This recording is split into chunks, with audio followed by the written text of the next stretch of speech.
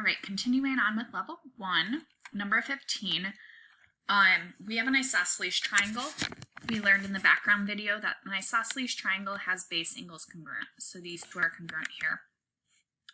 So if I do, and I know that by the triangle sum theorem, a triangle adds to 180. So if I do 180 minus that 52 degrees, that vertex angle, that's going to leave me with a 128 degree sum of x and y. But since these are congruent, I can just divide by 2 to get that each of these angles are 64 degrees.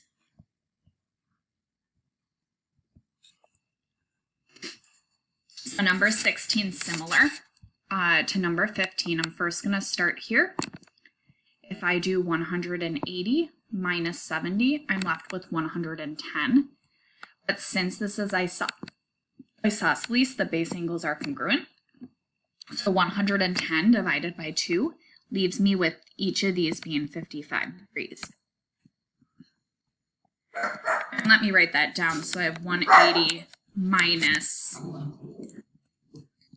70, which was 110, and then divided by 2 to get those 55 degree angles. So now this is a linear pair, this 55 degree angle and angle y. And a linear pair adds to 180. So if I do 180 minus 55, that will give me my angle y, which is 125 degrees. All right, number 17, this is not isosceles because we don't see the little tick marks. All we know is that a triangle adds to 180. So if I do the 55 degree angle plus 12x plus 8 plus the third angle, which is 8x minus 3, all of that should sum to 180. So combining like terms, a 12x plus an 8x is a 20x. A 55 plus an 8 minus a 3 is going to be a 60.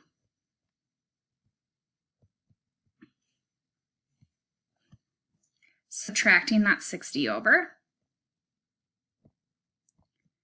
I am left with a 20x is equal to a 120. And I'm dividing by 20 on both sides. I get x to come out to be 6. All right, moving on. We're now going to look at those corollaries. Remember that one of the corollaries stated that the acute angles of a right triangle sum to 90 or are complementary. So if I take that 3x minus 1 and I add it to the 31 degree angle, that will equal 90 degrees. So then combining like terms, I have a 3x, a negative 1 plus a 31 is just a plus 30.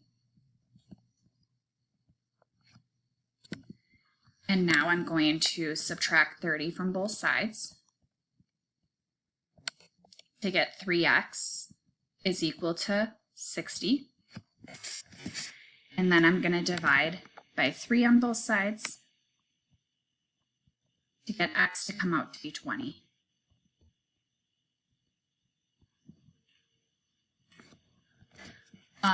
So same thing on number 19, we're going to use that same corollary. So these two here should sum to 90 degrees. So if I do 90 minus 20, that leaves me with that one angle, which is 70 degrees. Vertical angles are congruent. And now these two should sum to 90 because it's a right triangle. So if I do 90 minus 70, I get that angle x is 20 degrees.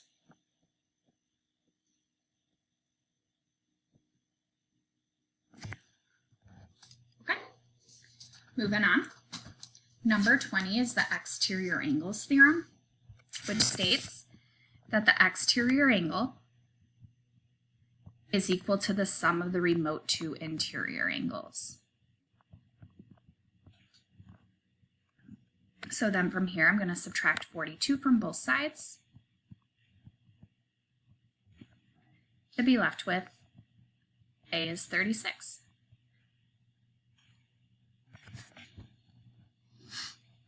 So same with the next one. This is the exterior angle, which is equal to the sum of the remote interior. So this is a remote interior and this is a remote interior, which since we're dealing with an isosceles triangle, those two remote interior angles are equal. So this is also 68 degrees. So B, by the exterior angles theorem, B is equal to 68 plus 68, which means that B is 136. All right, for my next one, if I look at these parallel lines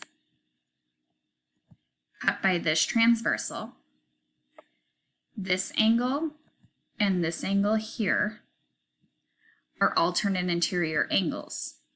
So that means that this angle is 57 degrees. Also, these two angles are a linear pair, and a linear pair is supplementary. So if I do 180 minus 94, that would leave me with this angle here being 86 degrees.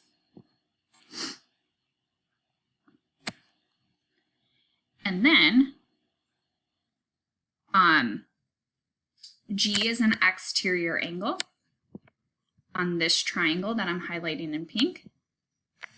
So by the exterior angles theorem, G would be equal to 57 plus that 86 degree angle. So that means G is 143 degrees. All right, for my next one, it's the exterior angles theorem again, which states that if I take my exterior angle, that would be equal to the sum of my remote to interior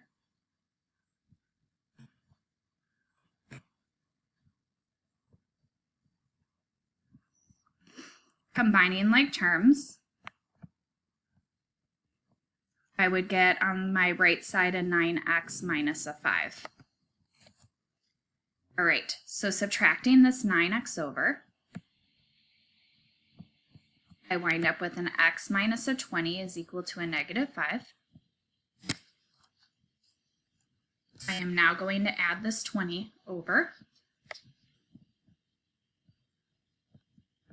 to get x is 15. Now, if you notice, there's another unknown, and that's angle J. However, angle J and this exterior angle are a linear pair, so they're supplementary. So if I put 15 in for x in this 10x minus 20, I would get a 10 times a 15 is a 150, and then minus 20 gives me 130 degrees. So to find angle J, I would need to do 180 minus 130, which is 50 degrees. All right, moving on to the next page. Number 24 is also the exterior angles theorem. So if I take that 6z minus 9, that would be equal to a 2z plus 1 plus that 90 degree angle.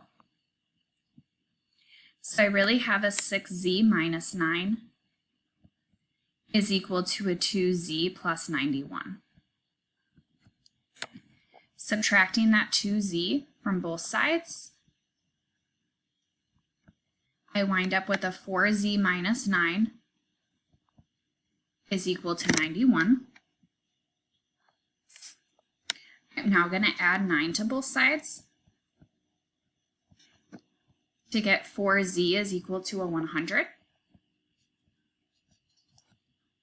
And then dividing by 4 on both sides, I get z is 25.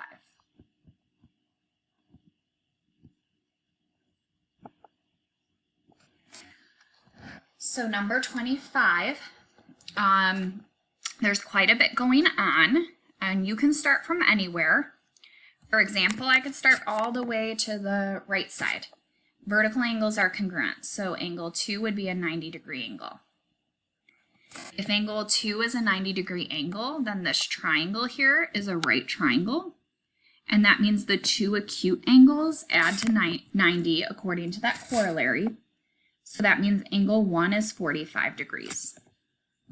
So I solved that triangle all the way to the right. Now the triangle, this triangle here, using the corollary, this is a right triangle. So my acute angles sum to 90. So that would make angle 3 60 degrees. Which vertical angles are congruent, so that makes angle 4 60 degrees.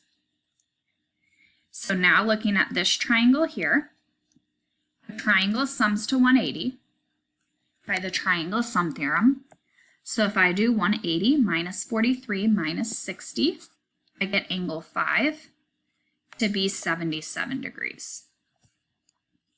Which means vertical angles are congruent, so angle 6 is 77 degrees. And now looking at this last triangle, by the triangle sum theorem, we can do 180 minus 60 minus 77 to get us 43 degrees. And that's it. We found all the unknowns on number 25. And then lastly, number 26 utilizes the third angles theorem. If I know that angle PMN on my first triangle is congruent to angle TRS on my second, and I also know that angle PNM on my first is congruent to angle TSR on my second, then by the third angles theorem, I would know that angle NPM was congruent to angle STR.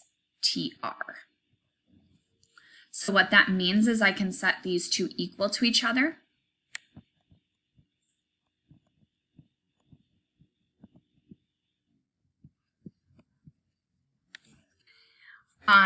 For this one, you would think, oh, it's a quadratic, I should set it equal to 0. But we only have x squareds, we don't have an x in there. So actually, what I'm going to do is I'm going to isolate x squared.